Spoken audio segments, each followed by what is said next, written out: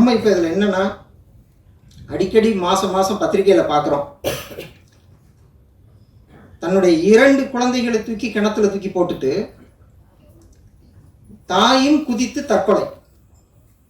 என்னன்னு கேட்டால் பசி, வறுமை, கடன். இதான் அந்த 2 குழந்தை தண்ணியில் விழுந்து அந்த ஒரு நிமிஷம் தவிக்கிற பொழுது அந்த காட்சி நீங்கள் யோசிச்சு பாருங்க.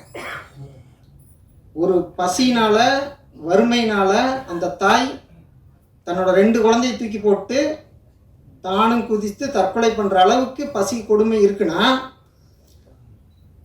போன 4-5 நாளைக்கு முன்னாடி கூட ஒரு கர்ப்பிணி பொண்ணு தன்னுடைய முதல் குழந்தையை தூக்கி கிணத்துல போட்டுட்டு அது முடிச்சு செத்து போச்சு. நான் என்ன சொல்கிறேன்னா, நீங்கள் இது வரைக்கும் 7 லட்சம் கோடி கடன் வாங்கியிருக்கீங்க. இந்த ஏழைகளுக்கு, இந்த ஏழை பெண்களுக்கு நீங்கள் இந்த 1000 ரூபா கொடுக்குறதெல்லாம் விட்டுருங்க. யாரெல்லாம் இந்த மனநிலையில் இருக்காங்க, என்ன ஒன்றும் வழி இல்லை, குழந்தைய காப்பாற்ற வழி இல்லையா, அதுமா அங்கே போங்கம்மா, அந்த அரசு இது இருக்குமா, போய் குழந்தைங்களை அங்கே சேர்த்து விட்டு நீங்கள் அங்கே இருந்து தொழிலை பாருங்கள். இந்த மாதிரி ஒரு அரசு, ஒரு அமைப்பை உருவாக்கணும். குழந்தைகளை தூக்கி கிணற்றில் போட்டு தானும் குதித்து தற்கொலை செய்யக்கூடிய நிலைமையில் இந்த பெண்கள் இருக்கிற போது நம்ம இந்த 7 லட்சம் கோடியை வேறு வேறு விஷயங்களுக்கு பயன்படுத்தக்கூடாது.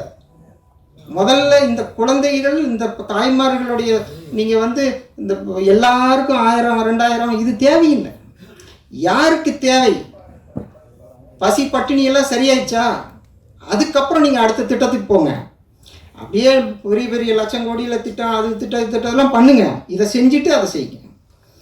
இதைத்தான் நம்ம இதில் கோரிக்கையாக வச்சுருக்கோம். 70 வயதை கடந்த முதியவர்கள், 80 வயதை கடந்த முதியவர்கள் இன்னைக்கும் கை நடுக்கத்தோட, கால் நடுக்கத்தோட அந்த இட்லி சுட்டு தான் பிழைக்கணுமா? பனைமரம் ஏறி தான் பிழைக்கணுமா? ஏங்க, ஒரு காலேஜில் ஃபஸ்ட் இயர் முடிச்சு செகண்ட் இயர் போனால் அவன் ஃபஸ்ட் இயர் வந்தவொடனே, ஏய் உனக்கு நான் சீனியரு, உட்காரு, அப்படி போ, இப்படி போங்கிறாங்க. 70 வருஷமாக இந்த மண்ணை ஒழுங்காக காப்பாற்றினவங்கப்பா அவங்க 70-75 மாடா உழைச்சி ஓடா தேஞ்சு போயிருக்கிறாங்க. அவங்களுக்கு அந்த கடைசி காலத்தில் ஒரு நிம்மதியான வாழ்க்கையை கொடுக்கணுமா இல்லையா? நீ என்ன கட்டுப்போ, நாங்கள் இதை தான் நாங்கள் போடுற திட்டம் வேற. மக்களுக்கான, அதாவது இந்த குழந்தைகளும் வயது மூத்த அந்த 70 வயதுக்கு மேட்ட முதியவர்களும் பிரச்சனை இல்லாமல் வாழணும். அதுக்கான ஒரு நல்ல திட்டத்தை உருவாக்கணும். இந்த 2 கோரிக்கை தான் நம்ம படத்தில் வச்சுருக்கோம். இப்போ நம்ம பள்ளிக்கூடம், இப்போ நம்ம இப்போ காலையில் வர்ற குழந்தைகளுக்கு காலை உணவு திட்டம் மிகச்சிறப்பான திட்டம். இப்போ தமிழக முதல்வர் அவர்கள் இப்போ நடத்திட்டு இருக்கிறாங்க. அந்த மாதிரி காலையிலையும் சாயந்தரமும், காலைல ஒரு 2 மணி நேரம், சாயந்தரம் ஒரு 2 மணி நேரம் பள்ளிக்கூடத்துக்கு வீட்டில் இருந்து குழந்தைகள் கிளம்பும்போது 2 அரசு பேருந்து, ஒரு பள்ளிக்கூடத்துக்கு 2 அரசு பேருந்து, குழந்தைங்கள அங்கேருந்து வீட்டில் இருந்து கூப்பிட்டு பள்ளிக்கூடத்தில் விடணும். அதே மாதிரி சாயந்தரம் பள்ளிக்கூட குழந்தைகளுக்கு 2 அரசு பேருந்து, பள்ளிக்கூடத்தில் இருந்து சாயந்தரம் ஒரு கையில் ஒரு கடலை மிட்டாய் கொடுத்து வீட்டில் போய் இறக்கி விடணும். இது எப்படி இருக்குன்னு யோசிச்சு பாருங்கள்.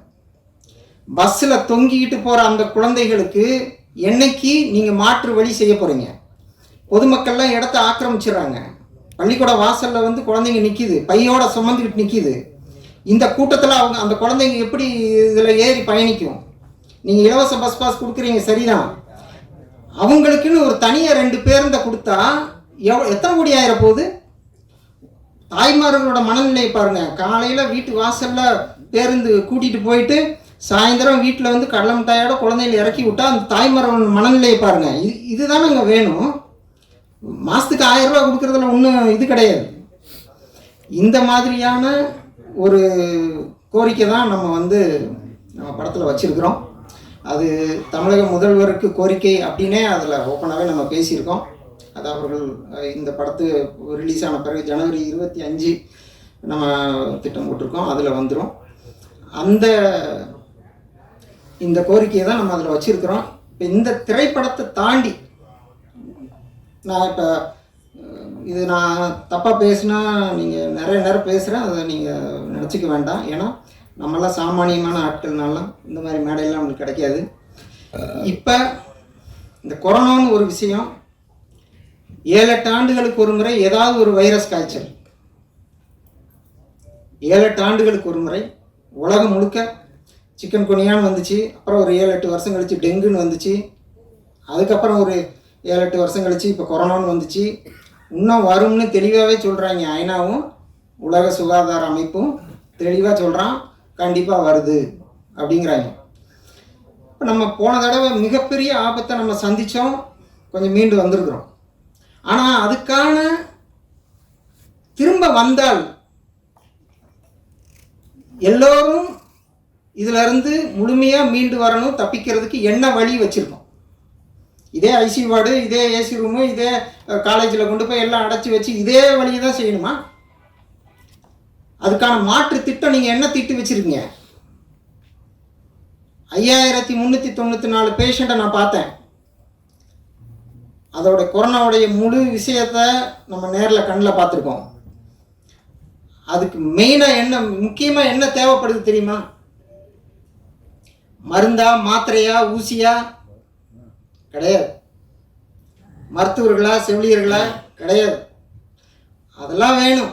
ஆனால் அதெல்லாம் விட கொரோனா நோயாளிகளுக்கு, நுரையீரல் பாதிக்கப்பட்டவர்களுக்கு ஒரு விஷயம் ரொம்ப ரொம்ப அவசியம்.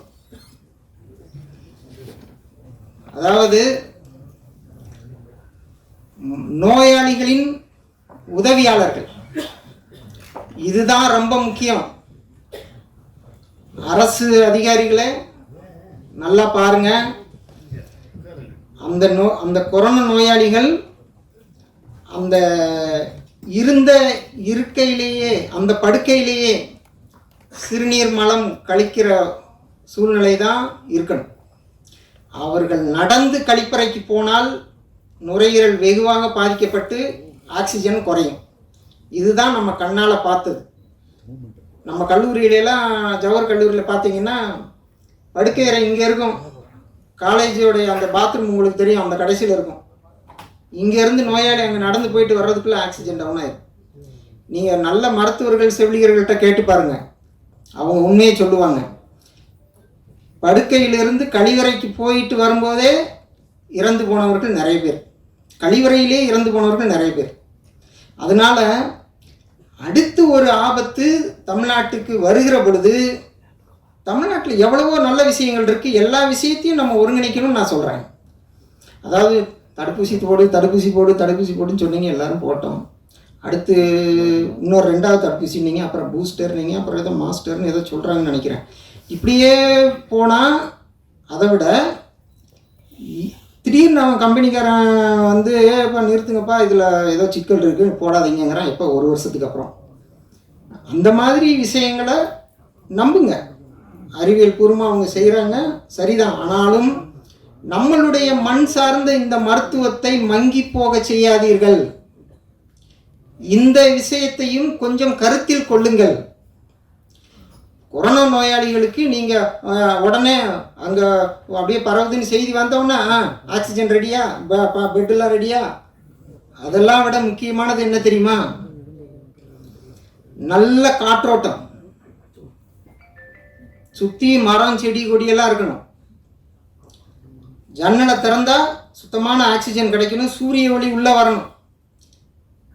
அந்த நோயாளிக்கு ஒரு 10 அடி தள்ளி இன்னொரு படுக்கை, இன்னொரு நோயாளி, இந்த பக்கம் 10 அடி தள்ளி ஒரு நோயாளி. அவங்க என்னப்பா நல்லா இருக்கியா, சாப்பிட்டியா, அப்படி பேசிக்கணும். 5 நோயாளிகளுக்கு ஒரு கழிப்பறை நடுவில் இருக்கணும். அந்த கழிப்பறையை சுத்தம் செய்வதற்கு ஒரு நபர் தனியாக இருக்கணும். இந்த நோயாளிக்கு 5 நோயாளிக்கு ஒரு உதவியாளர் இருக்கணும். அந்த உதவியாளருக்கு இரக்க குணம் இருக்கணும், நல்ல மனசு இருக்கணும். அந்த சிறுநீர் மலத்தை, அந்த அந்த டயப்பரை அதெல்லாம் எடுத்து வெளியில் போட்டு இவரை சுத்தம் செய்யக்கூடிய அந்த மனப்பக்குவம் கொண்ட இளைஞர்கள் நிறைய பேர் இருக்கிறாங்க. நம்ம கொரோனா வார்டுலாம் அந்த மாதிரி இளைஞர்கள், பெண்கள்லாம் அதில் வேலை செஞ்சாங்க. அந்த மாதிரியான ஆட்களை, நோயாளிகளின் உதவியாளர்கள் என்ற பணியை தயவு செய்து உருவாக்குங்கள். அதுதான் எல்லோரையும் காப்பாற்றும். நீங்கள் போடுற தடுப்பூசி மாத்திரை மருந்து இதெல்லாம் சரிதான், தப்புன்னு சொல்லலை. அதையெல்லாம் தாண்டி இந்த காலகட்டத்தில் முக்கியமானது நோயாளிகளின் உதவியாளர்கள். ஒன்றும் இல்லை, தைரியமாக நாளை சரியாக போயிடும் அப்படின்னு பேசக்கூடிய ஒரு உதவியாளர் வேணும். சாப்பாடை எடுத்து கொடுக்கணும், இல்லை ஊட்டி விடணும். படுத்தே இருந்தால் 7 நாளில் அந்த வைரஸுடைய தாக்கம் குறைய குறைய குறைய நுரையீரல் தொற்று அதிகமாகாது. அவர்கள் எந்திரித்து உட்கார்ந்தாலோ நடந்தாலோ அந்த தொற்று அதிகமாகுது, நுரையீரல் பாதிப்பு அதிகமாகுது, ஆக்சிஜன் குறையுது. இதுதான் நடந்த உண்மை. இதை வந்து பொதுமக்களுக்கு சொல்லியிருந்தாலே அந்த நோயாளிகள் சில விஷயங்களை கடைபிடித்து கொஞ்சம் பாதுகாப்பாக இருந்திருக்க முடியும்.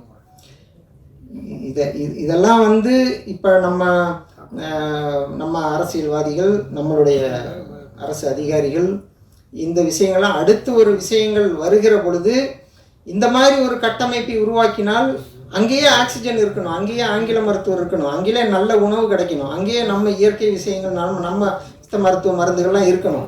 எல்லாமே கலந்து சூழ்நிலைகளை பார்த்து ஒரு நோயாளியின் நிலைமையை பார்த்து அதுக்கான வைத்தியத்தை செய்கிற பொழுது தமிழ்நாட்டை உலகம் திரும்பி பார்க்கும். இதுதான் உண்மை. அதனால் நான் வந்து திரைத்துறைக்கு வந்தது ஏதாவது ஒரு மக்களுக்கான நம்ம சமுதாயத்தில் கண்ணில் பார்த்துக்கிட்டு இருக்கக்கூடிய ஒரு விஷயத்தை இந்த திரைப்படத்தின் மூலமாக நம்ம சொல்லணும். இதுதான் என்னுடைய நோக்கம். அதுக்கு தான் திரைப்படத்துக்கு வந்தோம். அதை ஓரளவு நம்ம சொல்லியிருக்கிறோம். நீங்கள் படம் பார்க்கும்போது உங்களுக்கு தெரியும். நன்றி, வணக்கம். சப்ஸ்கிரைப் பண்ணுங்கள், லைக் பண்ணுங்கள், ஷேர் பண்ணுங்கள்.